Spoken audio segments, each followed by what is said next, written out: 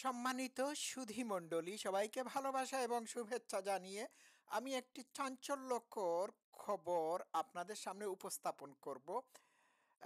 এই খবরটি আমি কোথা থেকে পেয়েছি পরে আমি আপনাদের সামনে রেফারেন্স সহকারে উপস্থাপন করব। তো শেখ হাসিনার পতনের জন্য যে এরা এই উপদেষ্টা এবং আরো কিছু মানুষ বিদেশের অপশক্তির কাছ থেকে টাকা খেয়েছিল বা টাকা পেয়েছিল, এর প্রমাণ আমরা অলরেডি পেয়ে গিয়েছি। এরা গেল 6 মাসে কোটি কোটি টাকার মালিক হয়েছে। ঠিক আছে।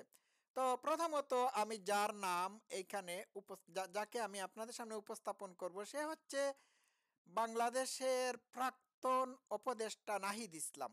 হ্যাঁ, সে হচ্ছে অন্তর্বর্তী সরকারের পদত্যাগী উপদেষ্টা, একজন সমন্বয়ক ছিল সে। সে যে টাকা খেয়েছে এর প্রমাণ আমাদের সামনে রয়েছে।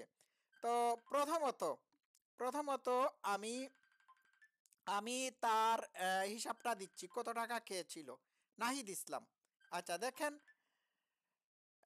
204.64 বিটকয়েন, অর্থাৎ 1,82,71,272 মার্কিন ডলার, ভারতীয় মুদ্রায় 158,24,56,882 টাকা। চিন্তা করে দেখেছেন, এ নাকি বাংলাদেশের ভবিষ্যৎ প্রধানমন্ত্রী হতে চায়।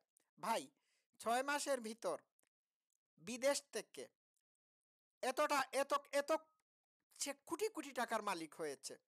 কোটি কোটি টাকা পেয়ে সে শেখ হাসিনার পতন ঘটানোর জন্য কাজ করেছে। আমি তো আগেই বলেছিলাম যে এটি এটি হচ্ছে একটি কালার রেগুলেশন। এরা কিসের ইসলামিস্ট, এরা কিসের কি, এরা অসৎ।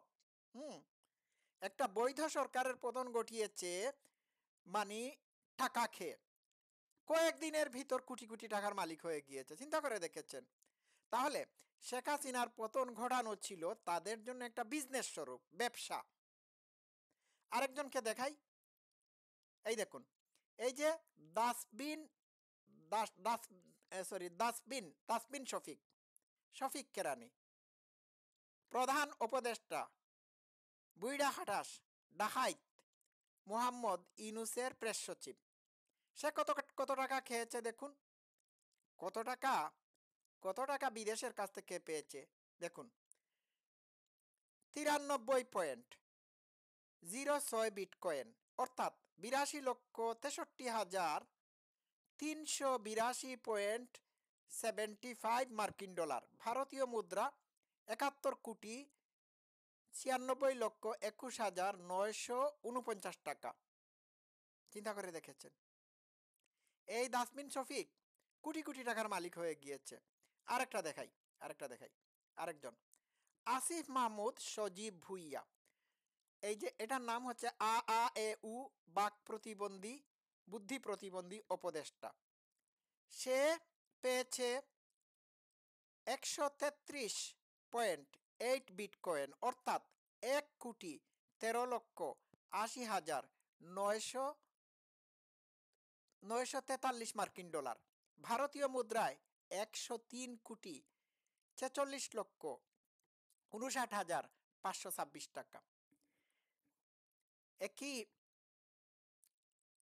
একই জীবনেও এত টাকা রুজি করতে পারতো? উত্তর হচ্ছে না। তাহলে এরা এই আসিফ মাহমুদ সজীব ভুইয়া আ-এ-উ আসিফ মাহমুদ কেন সমন্বয়ক সেজে শেখ হাসিনার পতনের জন্য মুভমেন্ট করেছিল? কোটিপতি হওয়ার জন্য। ঠিক আছে। আরেকজনকে দেখাই, আরেকজন। আচ্ছা, এটা হচ্ছে হিজবুত তাহরিরের নেতা। দেখুন, বাংলাদেশের পতাকা মাথায় বেঁধে সে শেখ হাসিনার পতনের জন্য রাস্তায় নেমেছিল। তার নাম হচ্ছে খান তালাত মাহমুদ রাফি, বাংলাদেশের ছাত্র নেতা তথা সমন্বয়ক। সে পেয়েছে 11.098 বিটকয়েন, অর্থাৎ 1,85,106 মার্কিন ডলার, ভারতীয় মুদ্রায় 8,57,85,585 টাকা। ঠিক আছে, এটি কিন্তু হিজবুত তাহরীরের নেতা। তো এই শয়তানটা এই শয়তানটির বিরুদ্ধে চাঁদাবাজির অভিযোগ রয়েছে। সে বিভিন্ন জায়গায় মানুষের কাছ থেকে চাঁদা আদায় করেও তার পকেটের স্বাস্থ্য ভালো রাখছে, তার পকেট ভারী করছে, অর্থাৎ তার পকেটকে প্রেগনেন্ট বানাচ্ছে। বুঝতে পেরেছেন? তো এগুলো তো এক্সপোজ হয়ে গিয়েছে। সার্ভিস মলম কত টাকা পেয়েছে দেখুন, অর্থাৎ সার্জিস আলম, ছাত্রনেতা তথা আন্দোলনের সমন্বয়ক। এটা কিন্তু সব সময় চিৎকার করে কথাবার্তা বলে, সামনে দিয়ে যখন হাঁটে তখন মনে হয় গরু, ছাগল, ভেড়া, মানুষ কোনো কিছুরই সে তোয়াক্কা করে না, সব কিছুকে দুমড়ে মুচড়ে সে সামনে চলে যাবে। সে পেয়েছে 76,305,5152 মার্কিন ডলার। ঠিক আছে, ভারতীয় মুদ্রায় 66,72,72,76,746 টাকা। দেখতে পেয়েছেন? নাহিদ ইসলামেরটা তো দেখাইলাম। এখন আমাকে বলুন আপনারা, এরা কেন আন্দোলন করেছিল? এরা কি আন্দোলন করেছিল ইসলামী হুকুমত কায়েম করার জন্য?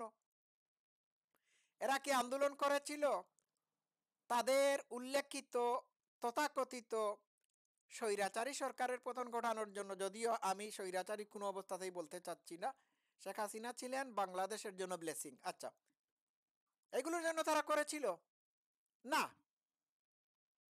তারা তাদের বিদেশি প্রভুদের স্বার্থকে সমুন্নত রাখার জন্য ঘুষকে একটা বৈধ সরকারের পতন ঘটিয়েছিল। দে আর অল ক্রিমিনালস। কোটি কোটি টাকার মালিক হয়ে গিয়েছে গেল 6 মাসের ভিতর। এরা যে টাকা খেয়েছে, কোটি কোটি টাকা পেয়েছে, এর বড় প্রমাণ হলো এরা এগুলোর বিরুদ্ধে, এই নিউজের বিরুদ্ধে এখন পর্যন্ত কোনো প্রতিবাদ করে নাই। আমি তাদের ফেসবুক পোস্টে ঘুরে দেখে এসেছি, একজনও এটির বিরুদ্ধে প্রতিবাদ করে বলে নাই এই নিউজটা হচ্ছে ফেক বা ভুয়া। সুতরাং এ থেকেই বোঝা যায় যারা হচ্ছে আসল অপরাধী। তাহলে আমি কোথা থেকে এই খবর পেয়েছি আমি দেখিয়ে দেই আপনাদেরকে। The Asia post news.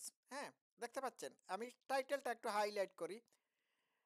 Bangladesh, আমি অনুবাদ পড়ে শোনাচ্ছি। বাংলাদেশের অন্তর্বর্তীকালীন সরকারের কর্মকর্তা উপদেষ্টারা দুর্নীতি, ঘুষ এবং অবৈধ টাকা পয়সা বিটকয়েনের কাছ থেকে পাওয়ার জন্য অভিযুক্ত। পুরা লিস্ট এইখানে দেওয়া হয়েছে। তো আমি আবার দেখাই কোথা থেকে নিয়েছি, দ্য এশিয়া পোস্ট নিউজ থেকে। আচ্ছা, এটি ভারতীয় মিডিয়াতেও প্রচার করা হয়েছে, সারা পৃথিবীতে এই খবর এক্সপোজ হয়ে গিয়েছে। তো ভাই, যারা বিদেশের কাছ থেকে কোটি কোটি টাকা খরচ খেয়ে, কোটি কোটি টাকা পেয়ে কোটিপতি হয়ে যায়, এরা কারা? এরা দেশের জন্য কি করবে? এরা একটা বৈধ সরকারের পতন ঘটানোর জন্য যদি কোটি কোটি টাকা খেয়ে আন্দোলন করে থাকে, তাহলে এই দেশকে এই বাংলাদেশকে বিদেশের কাছে বিক্রি করতে কোটি কোটি টাকার বিনিময়ে বা বিলিয়ন বিলিয়ন ডলারের বিনিময়ে বিক্রি করে দিতে দ্বিধাবোধ করবে না। এদের মুখ থেকে নীতি কথা শুনতে হচ্ছে। চিন্তা করে দেখেন, তার গালের অবস্থা দেখেন।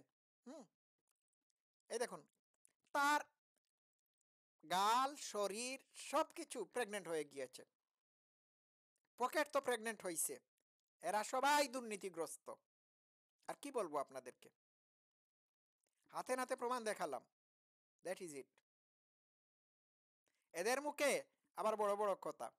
এখানে ইউনুসের লিস্ট আসে নাই। ইউনুস, শুনেছি ইউনুসের নাকি ফ্রান্স সহ পৃথিবীর বিভিন্ন দেশে বিলিয়ন বিলিয়ন ডলারের নিয়োগ আছে, সুতরাং ইনভেস্টমেন্ট আছে।